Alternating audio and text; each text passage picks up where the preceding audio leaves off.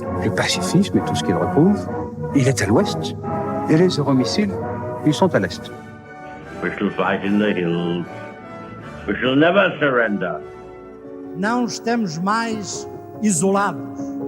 A solidariedade europeia não nos faltará. Diplomatas, um podcast de análise da atualidade internacional com Teresa de Sousa e Carlos Gaspar.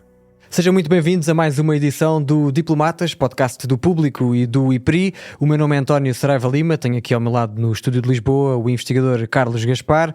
A jornalista Teresa de Sousa estará ausente mais umas semanas e por isso hoje voltamos a receber com muito gosto o Alberto Cunha, investigador, professor auxiliar do Instituto Superior de Ciências Sociais e Políticas da Universidade de Lisboa e comentador da CNN. Alberto, obrigado por vir ao Diplomatas. Obrigado, é um prazer. Mais uma vez. Estamos a gravar na manhã de quarta-feira, dia 24 de junho.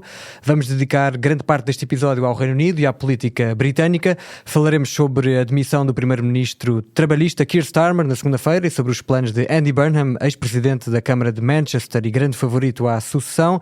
Vamos ainda refletir sobre os 10 anos do referendo do Brexit que se assinalaram na terça-feira e no final deste episódio iremos tentar perceber em que ponto ficaram as negociações do fim de semana entre Estados Unidos e Irão sobre o memorando de entendimento para pôr fim à guerra e reabrir o Estreito de Hormuz. Antes de começarmos a nossa conversa, deixa-me voltar a reforçar o apelo junto dos nossos ouvintes para que enviem perguntas, sugestões para discussão aqui no Diplomatas. Podem fazê-lo através do meu e-mail, antonio.lima@publico.pt ou podcast@publico.pt. Keir Starmer, primeiro-ministro do Reino Unido, líder do Partido Trabalhista, apresentou na segunda-feira a demissão. Apesar de ter conduzido o partido de centro-esquerda britânico a uma grande vitória eleitoral há menos de 2 anos, Starmer tornou-se rapidamente um líder impopular, a incapacidade do seu governo para pôr a economia a crescer ou para travar o aumento do custo de vida num contexto internacional desafiante, assim como uma série de escândalos internos envolvendo ministros e assessores, contribuíram para o resultado desastroso do Labour nas eleições locais de Inglaterra e parlamentares da Escócia e do País de Gales realizadas em maio, com o Reform UK, partido de direita radical e populista de Nigel Farage, a crescer em votos e nas sondagens. Cresceu também a desconfiança do próprio Partido Trabalhista em relação a Starmer. A candidatura e eleição para deputado de Andy Burnham, presidente da Câmara de Manchester, apontado há muito como o favorito dos militantes e do grupo parlamentar ao cargo de Starmer, foi o prego no caixão político do primeiro-ministro. No discurso de missão, Starmer lembrou que herdou um partido trabalhista política, financeira e moralmente falido e que conseguiu ainda assim acabar com 14 anos de governação dos conservadores, mas assumiu que deixou de ser a pessoa mais indicada para liderar o partido nas próximas eleições legislativas previstas para 2029. Carlos, esta demissão era inevitável, expectável, sim ou não? Porquê? Era um tema permanente da política britânica desde há vários meses, muito antes das eleições autárquicas e da derrota do Labour. Keir Starmer ressuscitou o Partido Trabalhista. O Partido Trabalhista, com Jeremy Corbyn, tinha-se tornado numa espécie de facção esquerdista, radical, antissemita, que não tinha qualquer credibilidade política. Starmer conseguiu recuperar o partido. O Partido Trabalhista é uma instituição fundamental da política britânica, ganhou as eleições, mérito dele, foi um ótimo primeiro-ministro de política externa, foi constantemente posto à prova, foi o primeiro-ministro britânico que esteve ao lado do chanceler alemão e do presidente francês sem falhas perante as mudanças políticas nos Estados Unidos, esteve ao lado do E3, como se diz, dos 3 principais dirigentes europeus, fizeram face em conjunto ao presidente Trump, mantiveram uma política de firmeza e de apoio em relação à Ucrânia. Starmer fez o primeiro tratado bilateral com a Alemanha, reforçou as relações entre a Inglaterra e a Alemanha no domínio da defesa e da segurança, é parte inteira do esforço de construção de uma capacidade autónoma de defesa europeia. Mesmo na guerra entre o Irão e os Estados Unidos e Israel, Starmer manteve uma posição firme em relação aos Estados Unidos, manteve um acesso condicionado dos Estados Unidos às bases britânicas, cruciais para a operação, não só as bases em Inglaterra, mas também no Índico, a base de Diego Garcia, teve um comportamento impecável, restaurou, normalizou as relações com a União Europeia, apesar das dificuldades levantadas pela União Europeia, onde continua a haver, designadamente do lado da França, uma atitude incompreensível em relação à convergência da Grã-Bretanha com o espaço europeu. Fez tudo bem, mas aparentemente não ligava muito à política partidária e não prestava as devidas homenagens ao partido parlamentar. Aliás, disse que tinha perdido a confiança do partido parlamentar. Sim. E não do Partido Trabalhista, e isso provavelmente é verdade. Mas pelo menos a contar com as eleições locais que se realizaram recentemente e até no ano passado, também perdeu da população. Era o que faltava. Era o que faltava, transpor os resultados das eleições locais para a política geral. Não há democracia que funcione com esse critério.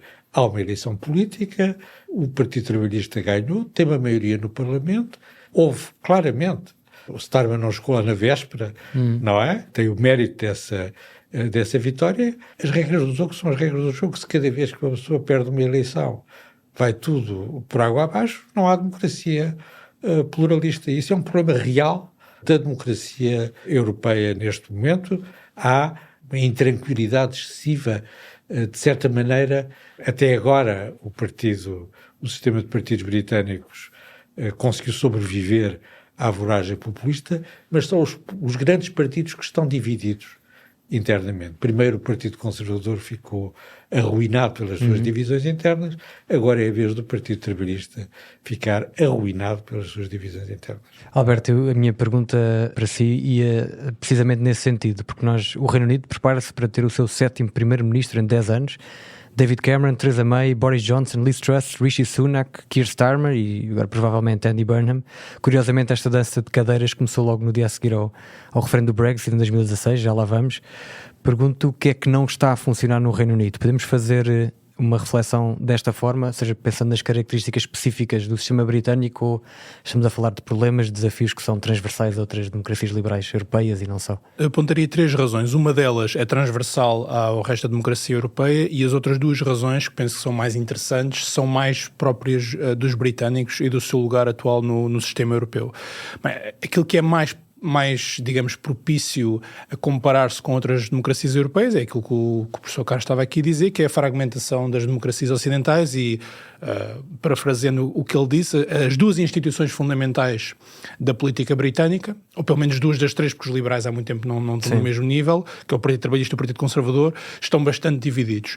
Há algo muito interessante no sistema britânico, que é o sistema de first past the post, ou seja, cada deputado, ao contrário de Portugal, tem um pequeno círculo eleitoral.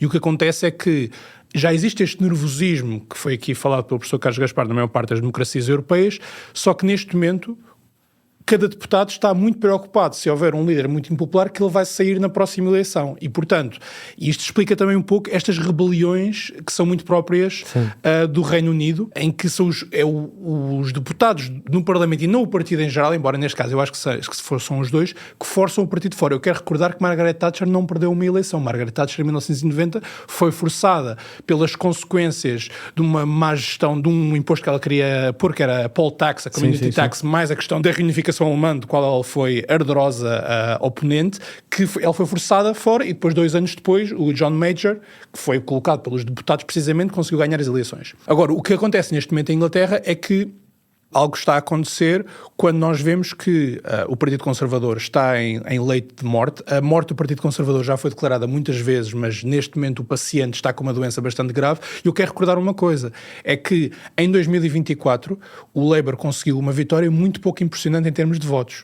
Não só em termos de percentagem, 30 e tal %, mas foi a pior participação de sempre em eleições britânicas. Se nós formos ver e teve menos votos que o Labour de Jeremy Corbyn. Absolutamente. É preciso falar nisto. Nós temos que qualificar esta vitória. Esta foi uma vitória, para citar um grande pensador português, pouquinho, porque foi a pior participação de sempre do Partido Britânico. Portanto, nós temos esta fragmentação e temos, neste momento, a acontecer algo interessante também dentro da política britânica, com isto acaba este ponto da política britânica, que é, nós temos o partido do Nigel Farage, tu te referiste, e agora há um outro partido Restore. que é o Restore, que vai retirar alguns votos ao partido de Nigel Farage, mas também vai dar uma coisa ao Nigel Farage que eu acho que ele secretamente queria, quer dizer, não, ali é que está o extremo direito e nós somos aqui um partido novo conservador, que é isso que é verdade.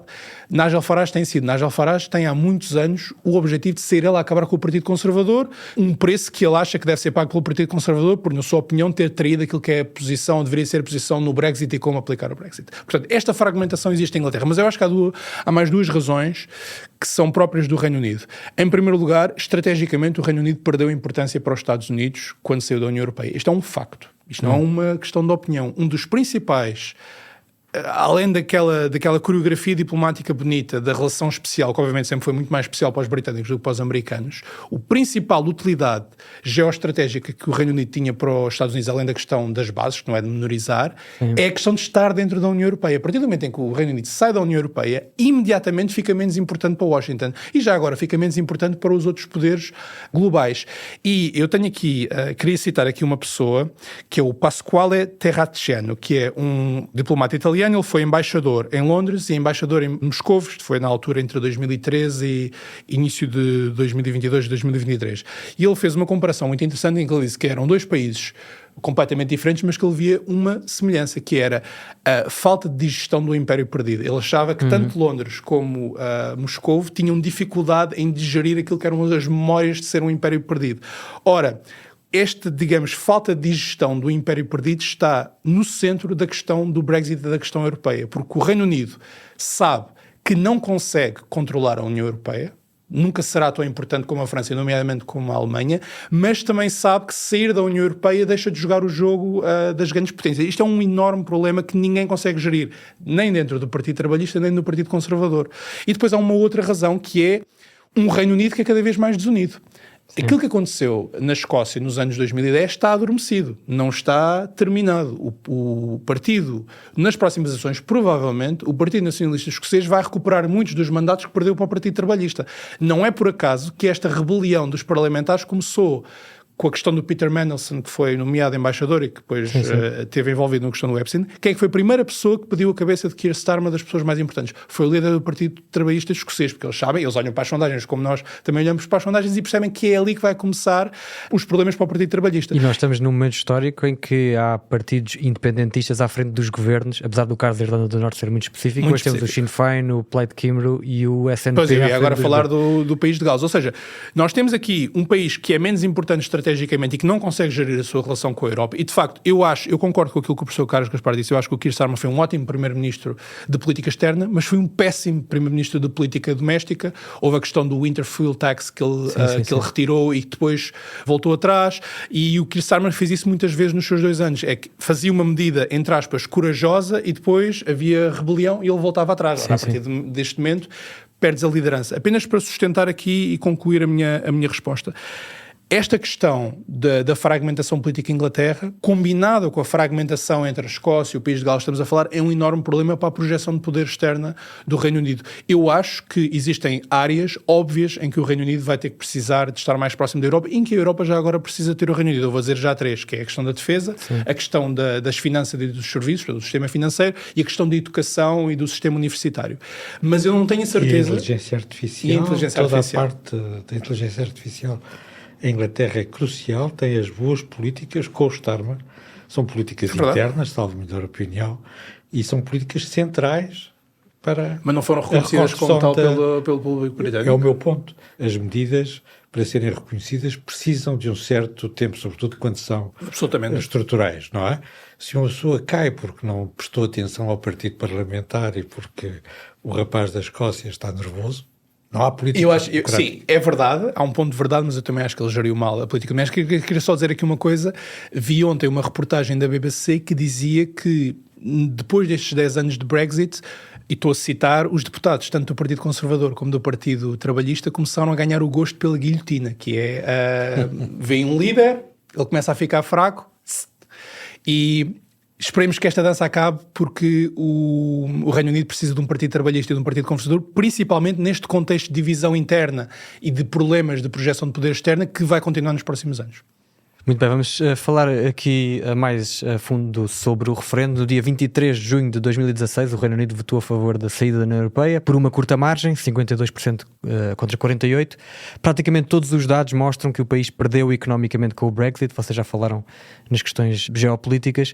As sondagens também mostram que a maioria dos britânicos admite que se tratou de uma decisão errada, mas nem os europeístas nem os Brexiteers estão satisfeitos com os últimos anos. Carlos, eu pergunto muito diretamente, de maneira até um bocado simples, se 10 anos depois o país está melhor ou está pior? Em primeiro lugar, há uma lição importante para todos nós, que é nunca fazer referendos sobre as questões europeias.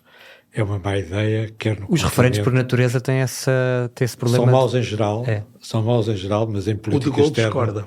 Exatamente. O de Gaulle só fazia referendos quando sabia o resultado. Quando sabia que os ganhava, isso é verdade. Quando os ganhava ou que os perdia, porque também fez um para se ir embora. Exatamente, esse 69. Exatamente. Mas nem toda a gente tem essa capacidade.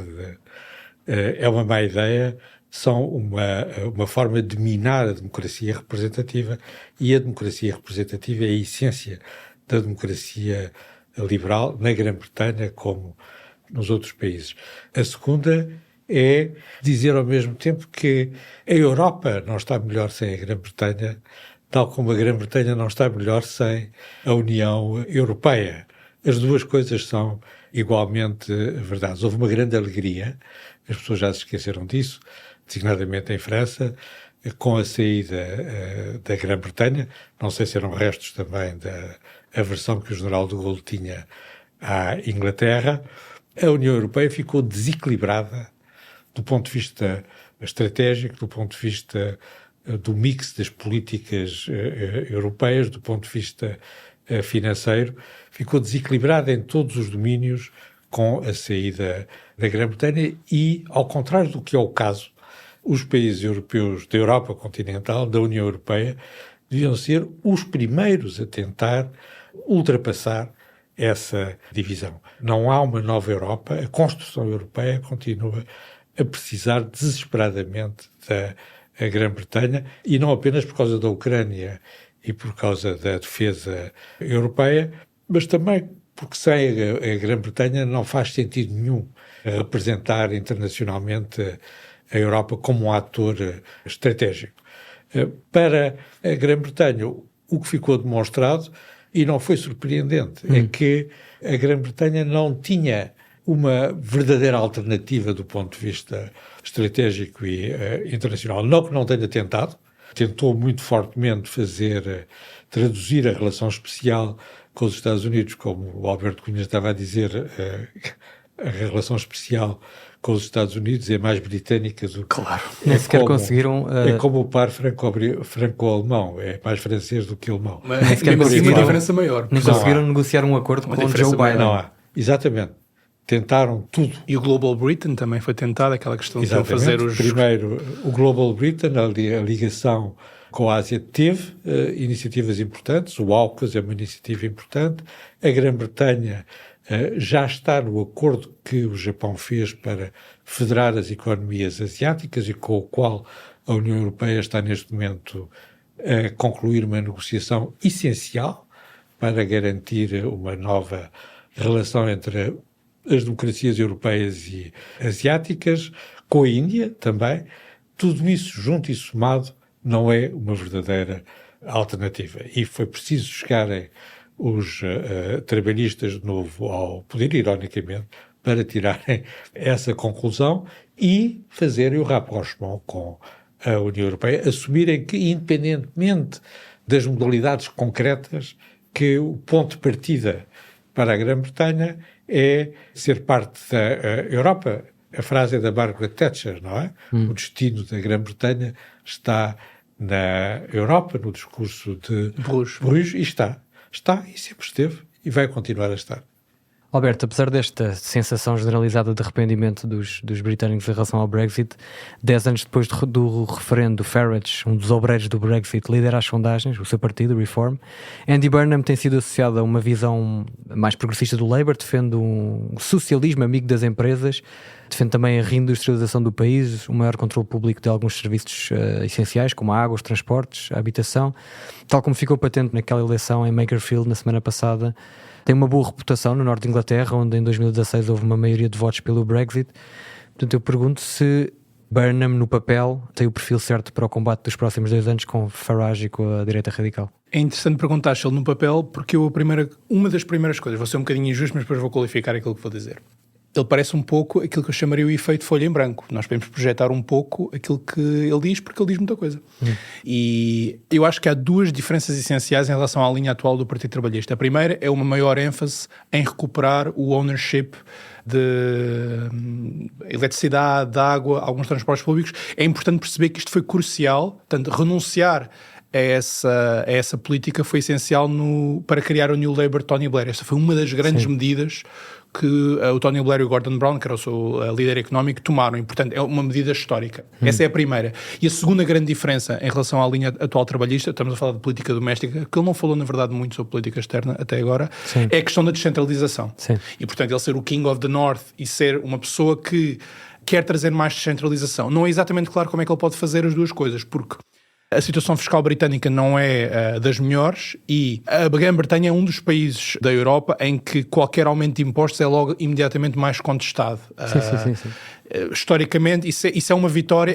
Basta ler jornais conservadores hoje, ontem, anteontem. Já falou na death tax, que é aquela ideia que ele tem de taxar as heranças e as propriedades que passam, e isso é uma vitória gramsciana de Thatcher, porque nós ainda continuamos com esta visão muito thatcheriana sobre o que é que são os impostos, mas isso é o desafio, ou seja, ele propõe estas coisas, mas isto vai ter que ser pago. E, portanto, ainda não é claro como é que ele pode fazer isso sem suscitar mais impopularidade. A questão da descentralização é sempre muito complicada, porque há 2 níveis de descentralização. Há a descentralização dentro da Inglaterra, e ele atua dentro da Inglaterra, em que há muito pouca descentralização, e depois já temos a descentralização em que temos, essencialmente, Estados cada vez mais autónomos, que é a Escócia e o País de Gales. Vai ser muito difícil ele mudar constitucionalmente esta arquitetura, tendo em conta que os partidos nacionalistas estão mais fortes no País de Gales e vão voltar a estar mais fortes na Escócia, provavelmente um pouco mais pacientes. Não haverá um referendo para a independência tão cedo, mas é possível que daqui a 10, 20 anos volte a existir um referendo para a independência. Eu queria falar aqui um bocadinho da questão do Brexit.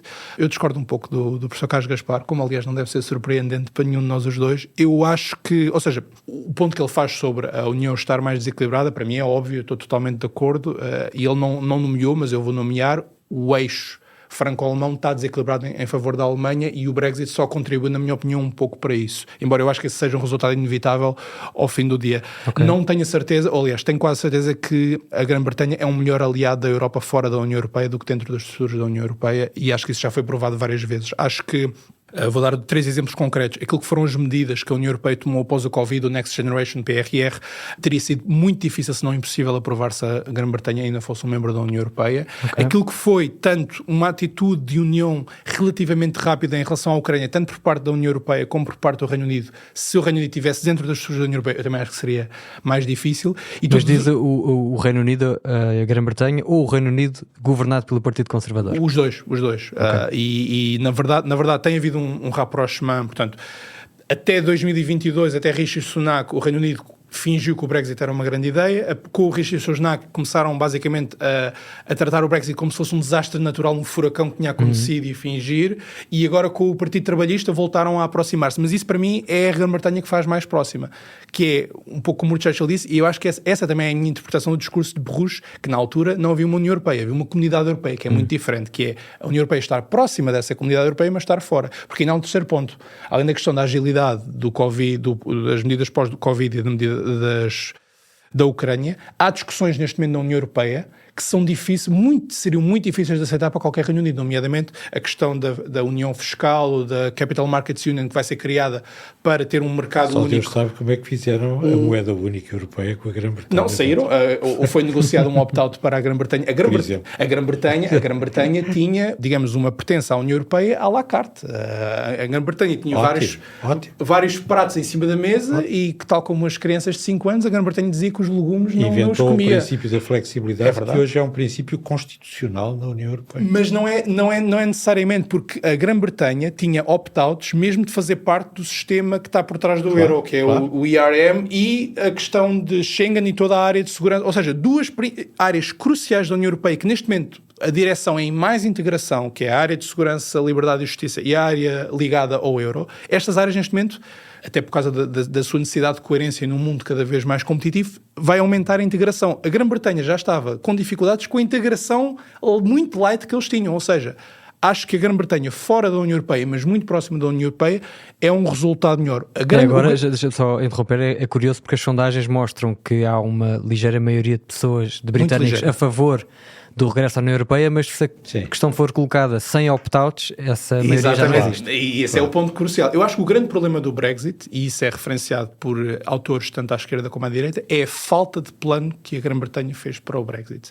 O David Cameron estava convencido que ia ganhar o referendo, e o Boris Johnson estava convencido que ia perder o referendo e que ia ser o líder heroico do lado perdedor. E, portanto, nenhum deles fez planos para sair. E depois tínhamos Jeremy Corbyn, e são com coincidências da história, que é provavelmente o líder mais anti-europeísta que o Partido Trabalhista teve nos últimos anos, que era o líder na altura em que o Partido Trabalhista deveria ter feito um caso forte no referendo a favor de ficar, e não o fez.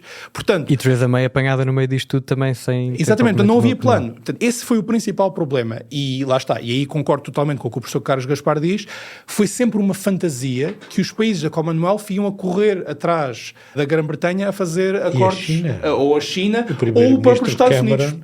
O primeiro-ministro Cameron era um grande partidário. Inaugurou em 2015 uma era de ouro das relações. Era de ouro. 20 anos depois, tudo isso parece uma fantasia. Menos de 20 anos. 11 anos depois. Perdão, 11 anos depois, parece uma fantasia sem nome. Sim. Muito bem, vamos fechar este episódio com o Médio Oriente. Apelava ao vosso poder de síntese. Depois de J.D. Vance, vice-presidente americano, ter dado no domingo o pontapé de saída em conversas diretas com o Irão, na Suíça, dedicadas ao memorando de entendimento para acabar com a guerra e reabrir o Estreito de Hormuz. As negociações técnicas terminaram na terça-feira. Foram criados 4 grupos de trabalho para tratar dos temas considerados centrais: a suspensão das sanções dos Estados Unidos ao regime, o futuro do programa nuclear iraniano, reconstrução e desenvolvimento económico do Irão e o acompanhamento e implementação dos compromissos alcançados. Marco Rubio, secretário de Estado americano, está neste momento no Golfo. Israel, entretanto, insiste em manter uma zona de segurança no sul do Líbano. Eu faço a mesma pergunta aos dois. Começo pelo Carlos, se calhar. Pergunto se temos mais certezas ou dúvidas do que tínhamos na semana passada, quando falámos aqui sobre o memorando de entendimento. Ou seja, sobre o sucesso da sua implementação ou de se chegar ou não a um acordo final. Vamos ter um acordo. Os grupos de trabalho vão fazer o acordo, estão a fazer o acordo neste momento.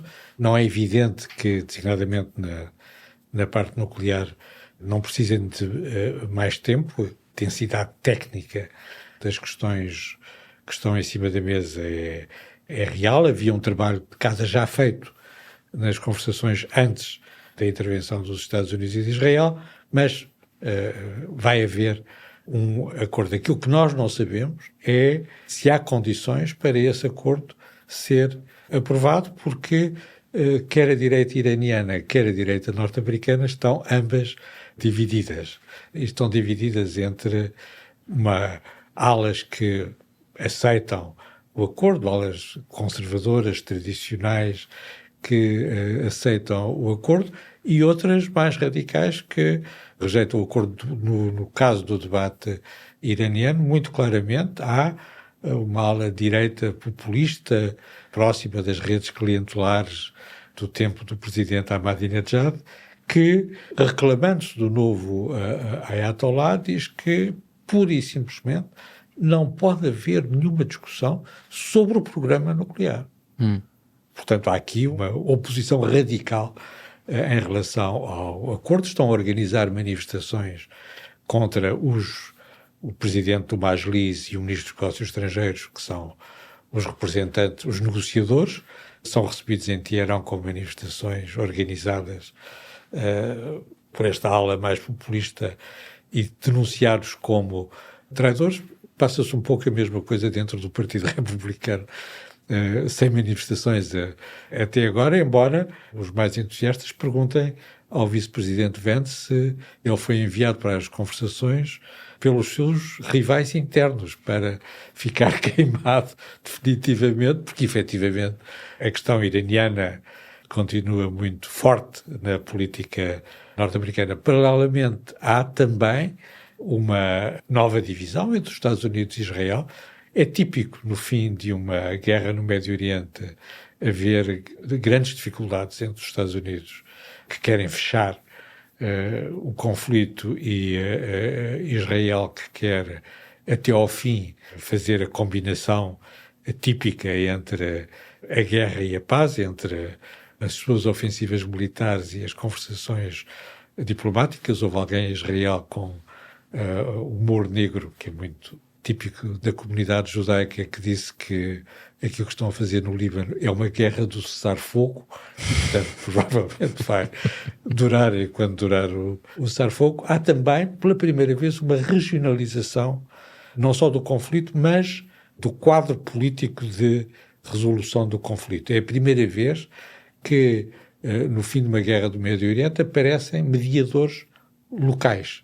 O Paquistão supostamente representa o Quad sunita com o Egito, a Arábia Saudita e a Turquia, mas representa sobretudo a si próprio, e agora o Qatar, que não faz parte do Quad sunita, mas que tem uma intervenção importante, formal, como mediador destas... E onde estão muitos dos ativos que serão potencialmente descongelados do Irão, estão no Qatar também. Está lá por boas razões, e também porque o Qatar partilha os campos de gás com o Irão. Eles exploram os mesmos campos de gás fisicamente e, portanto, há ali uma relação especial. Uma relação especial. Há uma relação especial entre o Qatar e o Irão. Portanto, há um quadro novo e, dentro desse quadro, a maior incerteza está na transição interna no Irão. Está a haver uma transição política no Irão, e a coincidência entre a transição política e as conversações não é de bom agouro.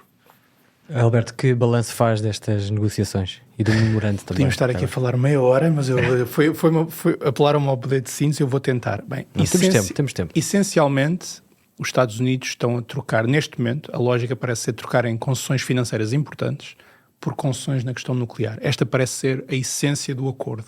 Tem havido algumas ilusões, na minha opinião, na forma como este conflito tem sido discutido nos mídias, algumas ilusões, aliás, reforçadas pela ação bastante errática do Presidente dos Estados Unidos. Uma das ilusões é a ideia de que o Irão, já ouvi alguns comentadores falarem nisso, que o Irão não queria verdadeiramente ter armas nucleares. Claro que queria ter armas nucleares. E claro que... Vai continuar a querer. Agora, neste momento, o Irão está a usar a potencial de ter armas nucleares, e eu recordo que, tecnicamente, chegar aos 60% do urânio enriquecido é mais difícil do que passar para os 90%, que é aquilo necessário para ter um armamento. Portanto, a parte mais difícil já está feita, e eles aproveitaram a saída dos Estados Unidos do Acordo de 2018 para aumentarem muito o urânio enriquecido. Fala-se em 440 quilos, mas provavelmente está uma estimativa por baixo. E, portanto, eles neste momento estão a usar essa possibilidade para terem concessões financeiras. Uma ilusão que está ligada a esta é a ilusão de que o tempo corre a favor do Irão. Não é necessariamente verdade. O Irão tem uma crise económica e uma crise de legitimidade do regime. As pessoas devem se ter esquecido que hoje os tweets do Sr. Trump pulverizam a nossa memória, mas houve protestos barbaramente reprimidos no Irão há 5 meses, 6 meses, barbaramente é talvez uma expressão simpática da minha parte, precisamente também pelas condições económicas. Ou seja, estas concessões financeiras, é verdade que os Estados Unidos teve que as dar para o Irão se sentar à mesa das negociações, mas o Irão precisa destas concessões financeiras. Eu penso que há aqui 3 problemas neste momento essenciais para estas negociações. Primeiro, a questão de Hormuz e a questão do Golfo Pérsico. O Marco Rubio esteve ontem e hoje está no Bahrein, Kuwait e Emirados Árabes Unidos. Ele está a acalmar estes países. Estes países estão muito nervosos com o que se vai passar no Estreito de Hormuz. E estão muito nervosos por várias razões. Em primeiro lugar, o Irão descobriu que pode fechar o Estreito de Hormuz e que a principal potência marítima não o consegue tirar de lá. Isto não, nem sequer neste momento é uma opinião, isto é um facto. Foi isto que aconteceu. Já tinha havido uma ameaça em 1988, no final da presidência de Reagan, mas isto foi a primeira vez que aconteceu.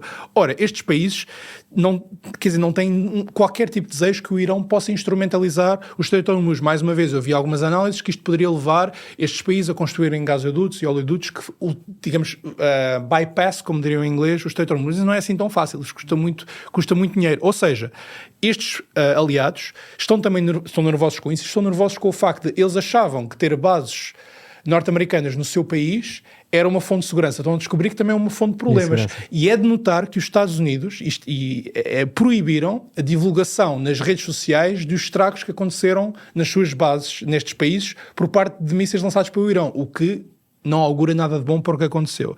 Depois, se nós formos a ver o memorando de entendimento ainda sobre a questão do Estreito de Hormuz e a questão do Golfo, há aqui a parte final do ponto 4 e o ponto 5 estão extraordinariamente vagos e, na minha opinião, muito perigosos. O final do ponto 4 acaba assim.